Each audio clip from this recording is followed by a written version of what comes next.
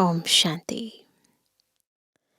ज्ञान का सागर शिव बाबा हम आत्माओं को तीनों कालों, तीनों लोकों, संपूर्ण रचता और रचना का यथार्थ ज्ञान देकर त्रिकालदर्शी, त्रिलोकीनाथ, त्रिनेत्री बना देते हैं। परंतु ये तीसरा नेत्र सभी आत्माओं को मिलते हुए भी सबके लिए समान कार्य नहीं कर पाता। कुछ तीसरे नेत्र के द्वारा जब इस सृष्टि रंगमंच को और विभिन्न पाठधारियों को देखते हैं तो अपने कर्मों को श्रेष्ठ बना लेते हैं, ईश्वरीय विधि से चलना सीख जाते हैं। परंतु कई तीसरा नेत्र मिलते हुए भी इसे समय पर यथार्थ कार्य में नहीं ले पाते और कई बार समस्या स्वरूप बन जाते हैं। विधि होते हुए भी सिद्धि को प्राप्त नहीं कर पाते।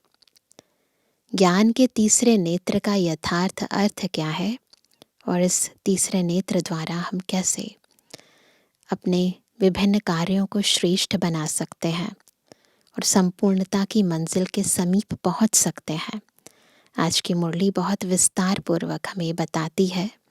सुनते हैं बाबा के मधुर महावाक्य। आज है 4 जनवरी 2025। बाबा के मधुर महावाक्य हैं। मीठे बच्चे, तुम अशरीरी बन जब बाप को याद करते हो तो तुम्हारे लिए यह दुनिया ही खत्म हो जाती है। देह और दुनिया भूली हुई है। तो पहली लाइन जैसे हमें दुनिया में रहते दुनिया से पार ले जा रही है, तो बिल्कुल इस स्वरूप में टिक जाएंगे। अशरीरी बनकर बाबा को याद करेंगे। जैसे दुनिया खत्म हो गई, बस मैं और मेरा बाबा, कुछ और नहीं।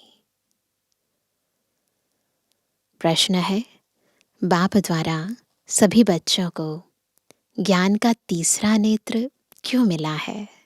मिला तो है ना सबको, है ना? दिखाते हैं ना तीसरा नेत्र। सभी देवताओं के मस्तक पर तीसरा नेत्र है।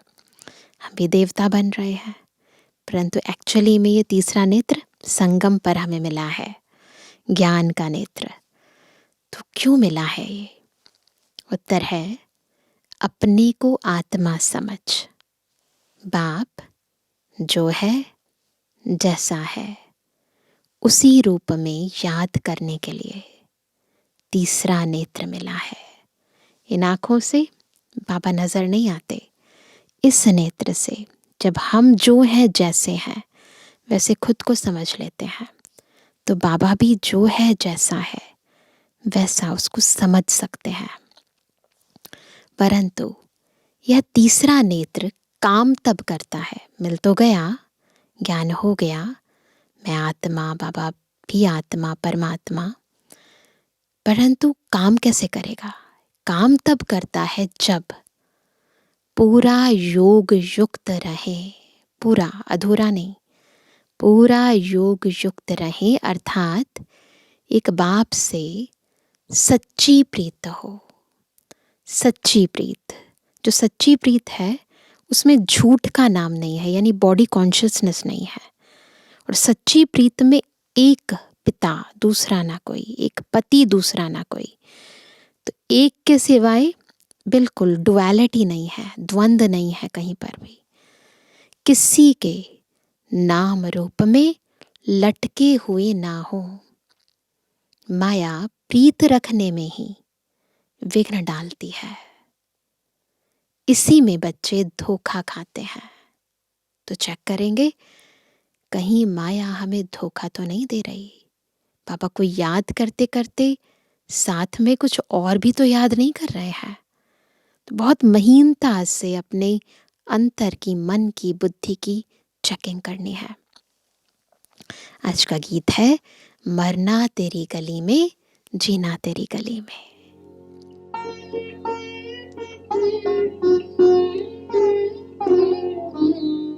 मरना तेरी गली में, मरना तेरी गली में, जीना तेरी गली में, मरना तेरी गली में, जीना तेरी गली में, मरना तेरी गली में।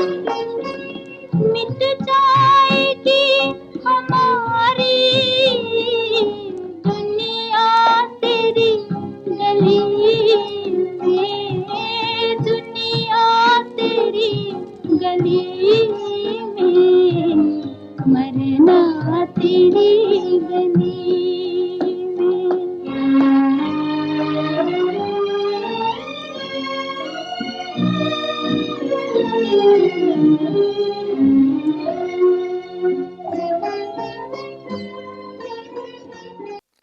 ओम शांति। सिवाय तुम ब्राह्मण बच्चों के इस गीत का अर्थ कोई समझ ना सके ना। बहुत ही गहरा और बाबा से प्रीत जोड़ने वाला गीत है कि कैसे तेरी गली में ही हमें मरना है और जीना भी तेरी गली में है। जैसे वेद शास्त्र आदि बनाए हैं, परंतु जो कुछ पढ़ते हैं उसका अर्थ नहीं समझ सकते। इसलिए बाप कहते हैं, मैं ब्रह्मा मुख द्वारा सब वेदों शास्त्रों का सार समझाता हूँ। वैसे ही इन गीतों का अर्थ भी कोई समझ नहीं सकते, बाप ही इनका अर्थ बताते हैं। आत्मा जब शरीर से न्यारी हो जाती है तो दुनिया से सारा संबंध टूट जाता है। गीत भी कहता है, अपने को आत्मा समझ अशरीरी बन, बाप को याद करो तो यह दुनिया खत्म हो जाती है। यह शरीर इस पृथ्वी पर है, आत्मा इनसे निकल जाती है तो फिर उस समय उनके लिए मनुष्य सृष्टि है नहीं। वैसे भी कोई शरीर छोड़ता है, बॉडी तो पृथ्वी पर है, आत्मा निकल गई तो जैसे आत्मा के लिए तो ये सृष्टि ही खत्म हो गई ना। तो जिस पल आत्मा शरीर छोड़ देती है उसी पल इस सृष्टि से नाता टूट जाता है, कि नाता जोड़ने के निमित्त तो वो शरीर था। आत्मा नंगी बन जाती है, क्यों? शरीर आत्मा का वस्त्र है। फिर जब शरीर में आती है तो पाठ शुरू होता है, दूसरा शरीर ले लेती है। फिर एक शरीर छोड़ दूसरे में जाकर प्रवेश करती है। वापस महातत्व में नहीं जाना है, उड़कर दूसरे शरीर में जाती है। यहाँ इस आकाश तत्व में ही उनको पाठ बजाना है। तो ब्रह्म महातत्व में आत्मा जा नहीं सकती, इसी आकाश तत्व में रहकर पाठ बजाना है। मूल वतन में नहीं जाना है। जब शरीर छोड़ते हैं तो ना यह कर्म बंधन न वह कर्म बंधन रहता है। शरीर से ही अलग हो जाते हैं ना। फिर दूसरा शरीर लेते तो वह कर्म बंधन शुरू होता है। यह बातें सिवाय तुम्हारे और कोई मनुष्य नहीं जानते। बाप ने समझाया है, सब बिल्कुल ही बेसमझ हैं, परंतु ऐसे कोई समझते थोड़ी हैं। अपने को कितना अक्लमंद समझते हैं, पीस प्राइज देते रहते हैं। यह भी तुम ब्राह्मण कुलभूषण अच्छी रीति समझा सकते हो। वह तो जानते ही नहीं कि पीस किसको कहा जाता है। कोई तो महात्माओं के पास जाते हैं कि मन की शांति कैसे हो। यह तो कहते हैं वर्ल्ड में शांति कैसे हो। ऐसे नहीं कहेंगे कि निराकारी दुनिया में शांति कैसे हो। वहाँ तो शरीर ही नहीं है तो आवाज़ की बात ही नहीं है। वह तो है ही शांति धाम।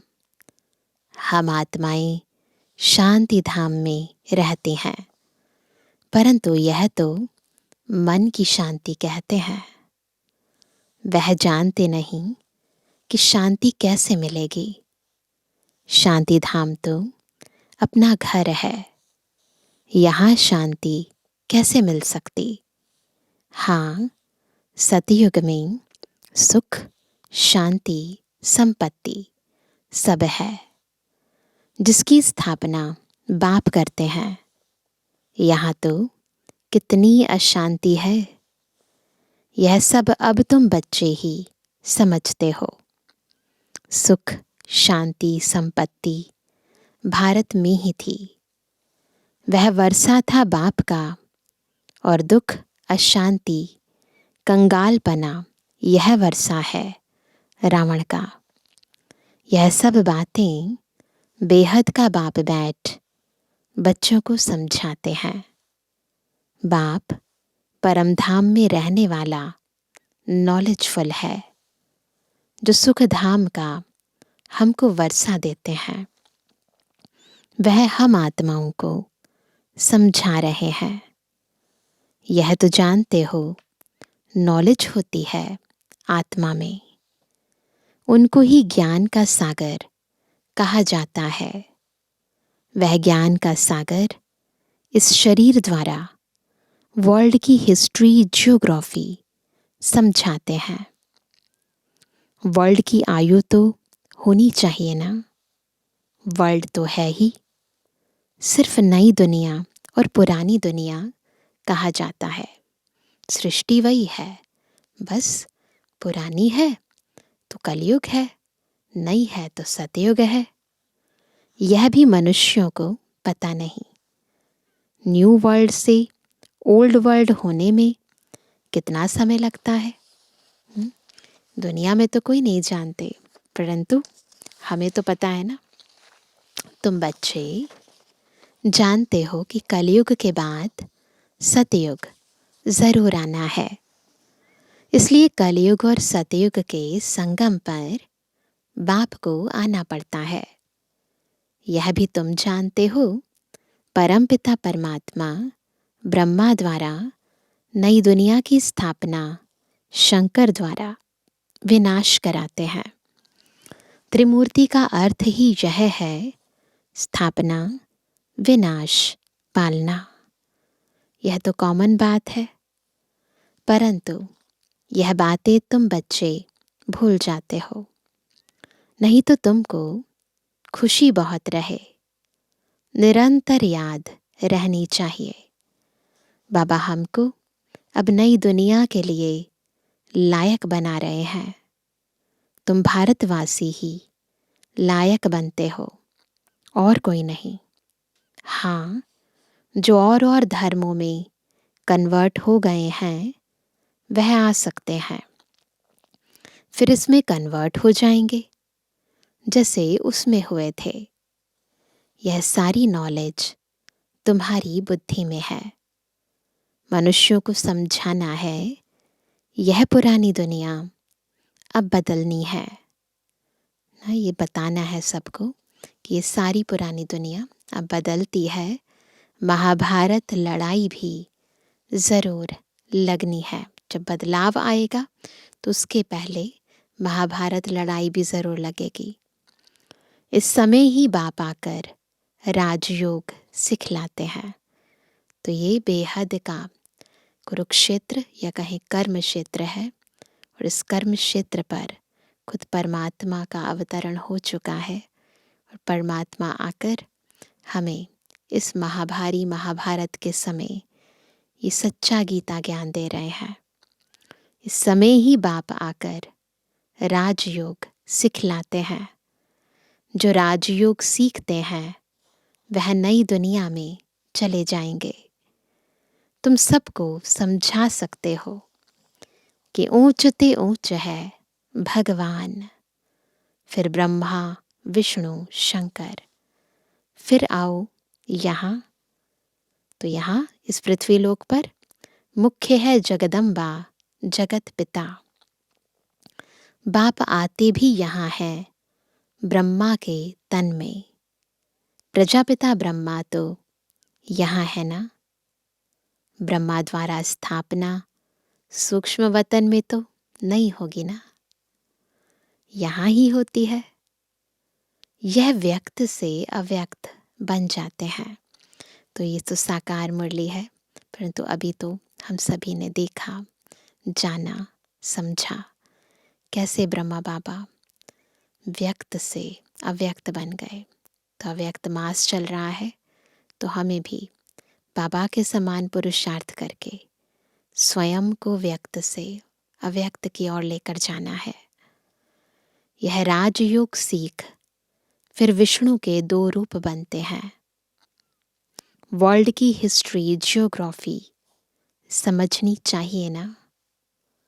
मनुष्य ही समझेंगे, बुद्धि सबसे ज़्यादा मनुष्य आत्माओं में है। इसीलिए बाबा मनुष्य आत्माओं को ही बैठकर ज्ञान देते हैं। वर्ल्ड का मालिक ही वर्ल्ड की हिस्ट्री, जियोग्राफी समझा सकते हैं। वह नॉलेजफुल, पुनर्जन्म रहित है। यह नॉलेज किसकी बुद्धि में नहीं है, परखने की भी बुद्धि चाहिए ना। कुछ बुद्धि में बैठता है या ऐसे ही है, नब्ज देखनी चाहिए। देखना चाहिए कि सामने वाला जिसको हम ज्ञान दे रहे हैं उसकी बुद्धि में कुछ बैठ भी रहा है या नहीं, तो नब्ज देखनी चाहिए। एक अजमल खां नामी ग्रामी वैद्य होकर गया है। कहते हैं देखने से ही उनको बीमारी का पता पड़ जाता था। तो इसे कहते हैं ना परखने की शक्ति। अब तुम बच्चों को भी समझना चाहिए कि यह लायक है या नहीं।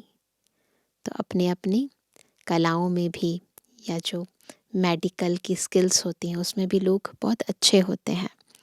तो हमें भी बाबा ये ज्ञान दे रहे हैं कि हम भी जिस भी आत्मा को हम ज्ञान देते हैं उसको परख सकें, इसको क्या चाहिए, और जो हम समझा रहे हैं समझ रहा है नहीं समझ रहा है। तो इस तरीके से हमें भी अपनी बुद्धि को ऐसा महीन और विशाल बनाना है।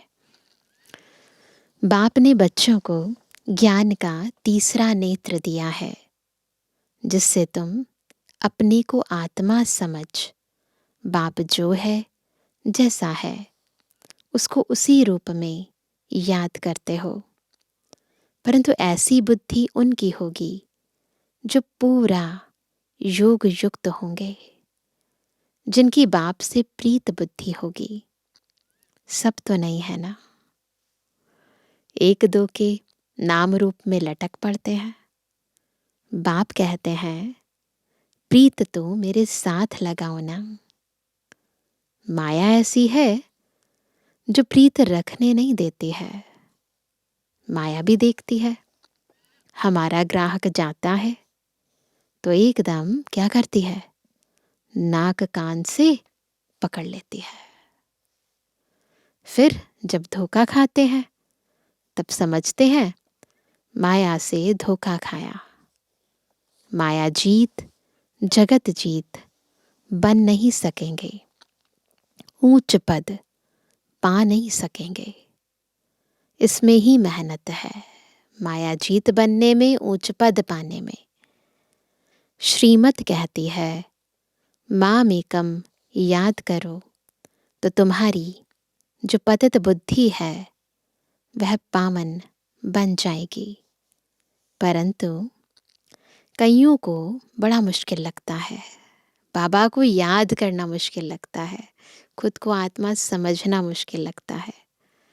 इसमें सब्जेक्ट एक ही है। क्या है सब्जेक्ट?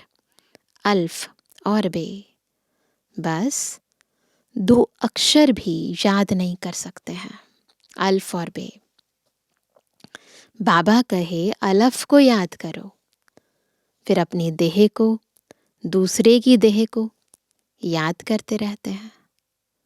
बाबा कहते हैं देह को देखते हुए तुम मुझे याद करो, आत्मा को अब तीसरा नेत्र मिला है मुझे देखने समझने का, उससे काम लो।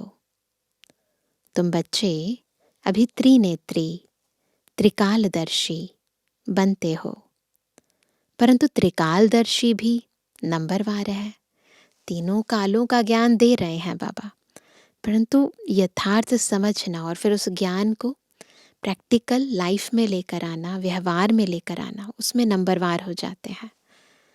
नॉलेज धारण करना कोई मुश्किल नहीं है, बहुत ही अच्छा समझते हैं, परंतु योग बल कम है, देही अभिमानीपना बहुत कम है।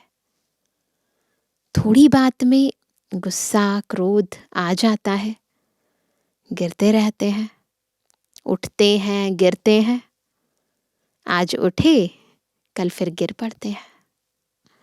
देह अभिमान मुख्य है।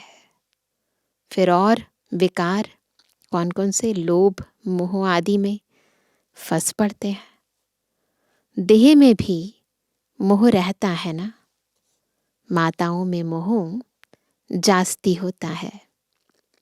अब बाप उससे छुड़ाते हैं, मोह से माया से सबसे छुड़ा देते हैं। तुमको बेहद का बाप मिला है, फिर मोह क्यों रखते हो? उस समय शक्ल बातचीत ही बंदर मिसल हो जाती है, बिल्कुल मोह के जैसे कीड़े हो जाते हैं। बिल्कुल बंदर में सबसे ज्यादा मोह होता है ना, तो वैसे हो जाते हैं। बाप कहते हैं नष्टो मोहा बन जाओ, निरंतर मुझे याद करो। पापों का बोझा सिर पर बहुत है, वह कैसे उतरे? परंतु माया ऐसी है, याद करने नहीं देती।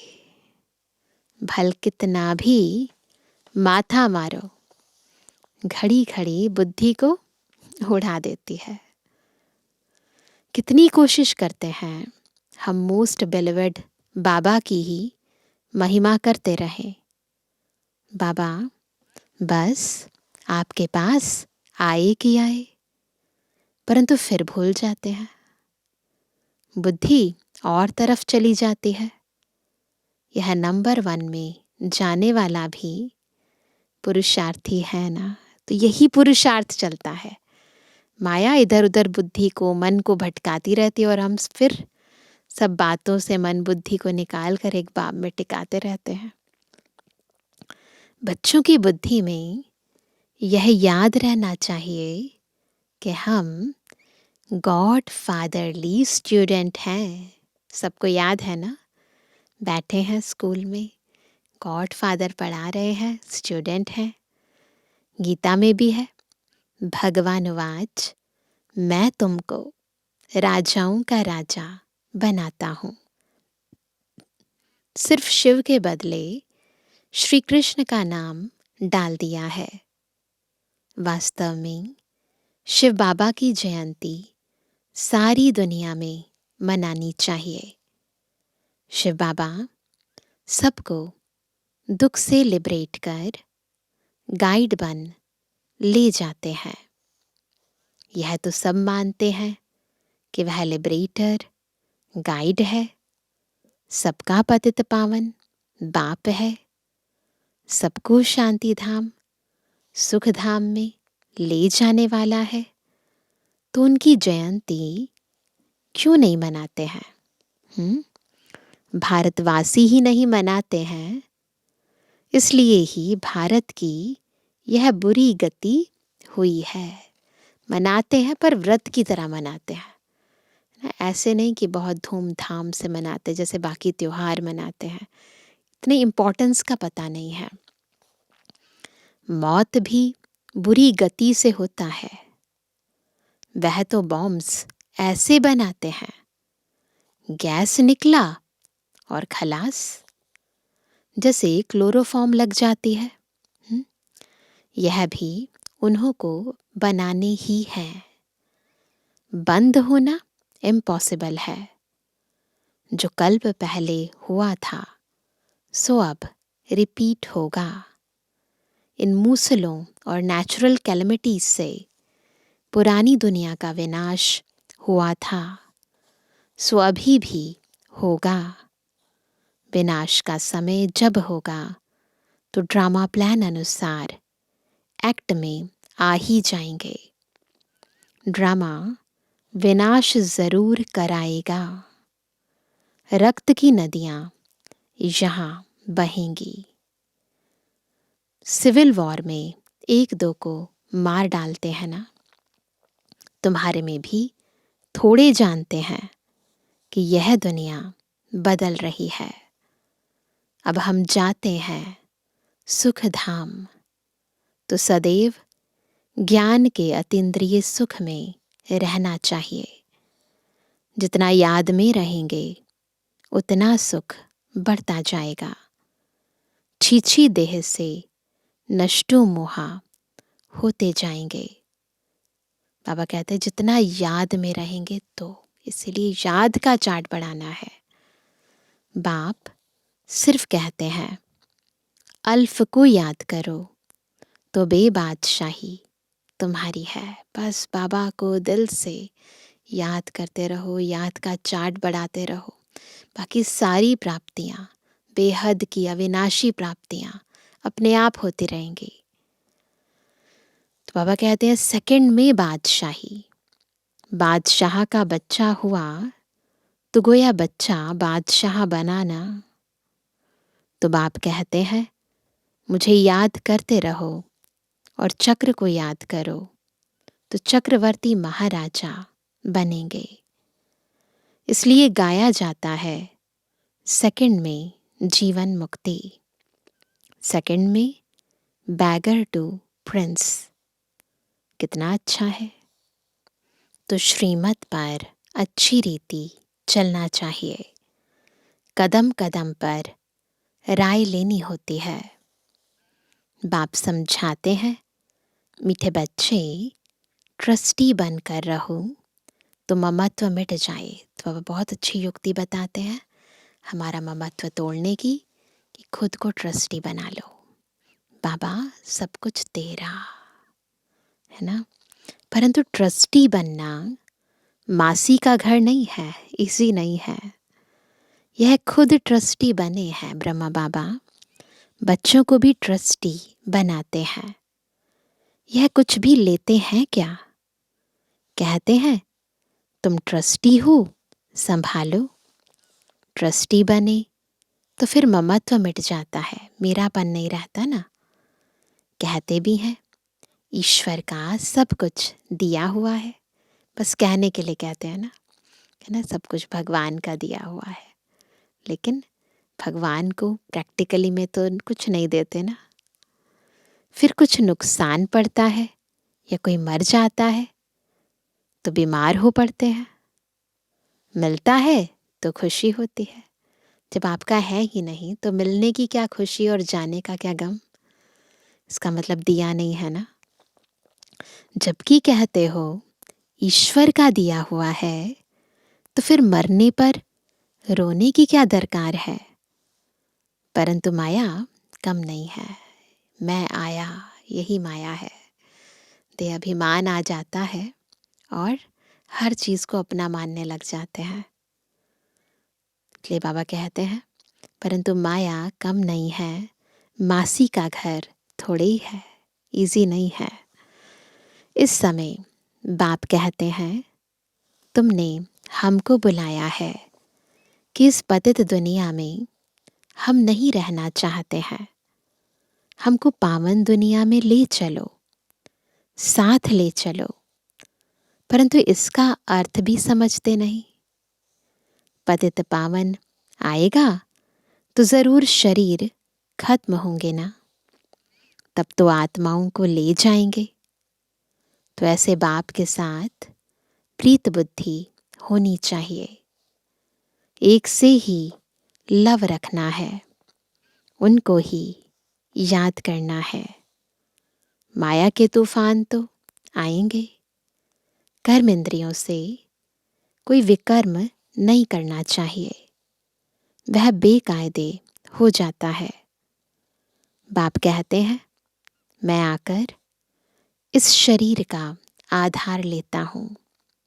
यह इनका शरीर है ना। तुमको याद बाप को करना है। तुम जानते हो ब्रह्मा भी बाबा, शिव भी बाबा है। विष्णु और शंकर को बाबा नहीं कहेंगे। शिव है निराकार बाप। प्रजापिता ब्रह्मा है साकारी बाप। अब तुम साकार द्वारा निराकार बाप से वर्षा ले रहे हो। तो हमारे लिए बाप दादा है। तो बाप और दादा दोनों हमें निराकारी और फरिश्ता कैसे बनना है वो सिखाते हैं। दादा इनमें प्रवेश करते हैं, तब कहते हैं दादे का वर्षा बाप द्वारा हम लेते हैं। दादा यानी ग्रैंडफादर है निराकार, बाप है साकार। यह वंडरफुल नई बातें हैं ना। त्रिमूर्ति दिखाते हैं परंतु समझते नहीं। त्रिमूर्ति में दिखाते हैं ना, ऊपर शिव बाबा, फिर नीचे ब्रह्मा विष्णु शंकर। तो शिव बाबा ब्रह्मा द्वारा स्थापना का कार्य कराते हैं। तो दादा जब आत्मा रूप से देखें तो शिव बाबा दादा ब्रह्मा बाबा के द्वारा हमें कैसे ज्ञान देते हैं, हमें कैसे वर्षा देते हैं। तो ये कमाल की बातें हैं। फिर अगर साकार में देखें तो फिर दूसरा रूप हो जाता है। बाप भी बन जाते हैं, फिर मम्मा भी बन जाते हैं ब्रह्मा बाबा। तो अलग अलग रूपों से इस ज्ञान के विभिन्न है ना, बाबा की अलग अलग बातों को समझना है ना, क्योंकि यथार्थ ज्ञान समझना है। बाबा कहना क्या चाहते हैं उस भाव को समझना है। बाकी तो मिसाल देकर बताते हैं ताकि हमारी बुद्धि में यथार्थ वो ज्ञान समझ में आ जाए। तो इसलिए बाबा कहते हैं शिव को उड़ा दिया है दुनिया में। जो त्रिमूर्ति बनाते हैं तो उसमें शिव को उड़ा दिया है। बाप कितनी अच्छी अच्छी बातें समझाते हैं, तो खुशी रहनी चाहिए। हम स्टूडेंट हैं, बाबा हमारा बाप टीचर सतगुरु है। अभी तुम वर्ल्ड की हिस्ट्री ज्योग्राफी बेहद के बाप से सुन रहे हो, फिर औरों को सुनाते हो। यह 5000 वर्ष का चक्र है। कॉलेज के बच्चों को वर्ल्ड की हिस्ट्री ज्योग्राफी समझानी चाहिए। वो तो हद की हिस्ट्री ज्योग्राफी समझते हैं, लेकिन हमें बाबा कहते बेहद की हिस्ट्री ज्योग्राफी समझानी है। 84 जन्मों की सीढ़ी क्या है, भारत की चढ़ती कला और उतरती कला कैसे होती है, यह समझाना है। सेकंड में भारत स्वर्ग बन जाता है, फिर 84 जन्मों में भारत नर्क बनता है ना। वंडरफुल बातें हैं जो उन्होंने कभी नहीं सुनी। यह तो बहुत ही सहज समझने की बातें हैं। भारत गोल्डन एज से आयरन एज में कैसे आया है, यह तो भारतवासियों को समझाना चाहिए, टीचर्स को भी समझाना चाहिए। वह है जिस्मानी नॉलेज, यह है रूहानी नॉलेज। वह मनुष्य देते हैं, यह गॉड फादर देते हैं। वह है मनुष्य सृष्टि का बीज रूप, तो उनके पास मनुष्य सृष्टि का ही नॉलेज होगा। अच्छा, मीठे मीठे सर्व से एबल आज्ञाकारी बच्चों पर माता पिता बाप दादा का याद तारा। Good morning. रूहानी बच्चों की रूहानी बाप दादा को गुड मॉर्निंग, नमस्ते नमस्ते नमस्ते। धारणा के लिए मुख्य सार। पहला, इस छीछी देह से पूरा नष्टो मोहाबन ज्ञान के अतीन्द्रिय सुख में रहना है। बुद्धि में रहे अब यह दुनिया बदल रही है, हम जाते हैं अपने सुख धाम। दूसरा, ट्रस्टी बनकर सब कुछ संभालते हुए अपना ममत्व मिटा देना है। एक बाप से सच्ची प्रीत रखनी है। कर्मेंद्रियों से कभी भी कोई विकर्म नहीं करना है। वरदान है, ब्रह्मा बाप समान श्रेष्ठ ते श्रेष्ठ तस्वीर बनाने वाले परोपकारी भव। तो परोपकारी बनना है, परंतु उसके लिए ब्रह्मा बाबा के समान अपनी श्रेष्ठ ते श्रेष्ठ तस्वीर बनानी है। श्रेष्ठ स्मृति और श्रेष्ठ कर्म द्वारा, स्मृति श्रेष्ठ, कर्म श्रेष्ठ, तो श्रेष्ठ स्मृति और श्रेष्ठ कर्म द्वारा तकदीर की तस्वीर तो सभी बच्चों ने बनाई है। अभी सिर्फ लास्ट टचिंग है संपूर्णता की। वह ब्रह्मा बाप समान श्रेष्ठ ते श्रेष्ठ बनने की। इसके लिए परोपकारी बनो, अर्थात स्वार्थ भाव से सदा मुक्त रहो। हर परिस्थिति में, हर कार्य में, हर सहयोगी संगठन में जितना निस्वार्थपन होगा, अंदर बिल्कुल स्वार्थ ना हो, मुझे मिले नहीं। तो बाबा ने कहा कि हर परिस्थिति में, हर कार्य में, हर सहयोगी संगठन में जितना निस्वार्थपन होगा, उतना ही परोपकारी बन सकेंगे। सदा स्वयं को भरपूर अनुभव करेंगे। सदा प्राप्ति स्वरूप की स्थिति में स्थित रहेंगे। स्व के प्रति कुछ भी स्वीकार नहीं करेंगे। स्लोगन है, सर्वस्व त्यागी बनने से ही सरलता व सहनशीलता का गुण आएगा। दो गुण है बहुत इंपॉर्टेंट, सरलता और सहनशीलता। परंतु ये दोनों गुण यदि धारण करने हैं, इसके लिए सबसे इंपॉर्टेंट स्थिति है सर्वस्व त्यागी बनना। सब कुछ तेरा, देह ये भी मेरी नहीं, ये भी बाबा की है। हर संकल्प तेरा, हर कर्म तेरा, हर चीज, ये श्वास तेरी है ना, हर चीज, तन मन धन दृष्टि वृत्ति स्मृति कृति, सब कुछ जब तेरा कर देंगे, सब कुछ त्याग देंगे, तब ऑटोमेटिकली जीवन में सरलता भी आएगी और सहन करने की शक्ति भी आ जाएगी। अब है आज का व्यक्त इशारा। अपनी शक्तिशाली मनसा द्वारा सकाश देने की सेवा करो। यह सकाश देने की सेवा निरंतर कर सकते हो। इसमें तबीयत व समय की बात नहीं है। दिन रात इस बेहद की सेवा में लग सकते हो। जैसे ब्रह्मा बाप को देखा, रात को भी आँख खुली और बेहद की सकाश देने की सेवा होती रही। ऐसे फॉलो फादर करो। जब आप बच्चे बेहद को सकाश देंगे तो नज़दीक वाले ऑटोमेटिक सकाश लेते रहेंगे। इस बेहद की सकाश देने से वायुमंडल ऑटोमेटिक बनेगा। तो बेहद की सकाश में हमेशा निरंतर इस सेवा में लगे रहो, देते रहो, निस्वार्थ भाव से, निष्फल भावना से। बिल्कुल जब इस सेवा में लगे रहेंगे तो ऑटोमेटिकली बहुत सारी सेवाएं समीप की, दूर की होती जाएंगी। और इस सेवा के लिए कोई बहाना नहीं बन सकता।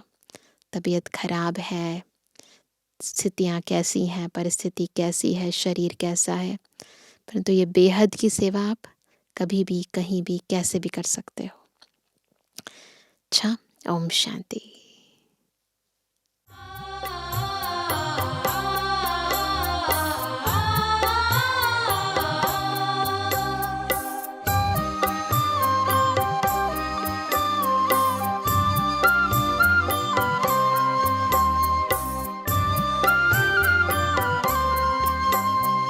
दिल ये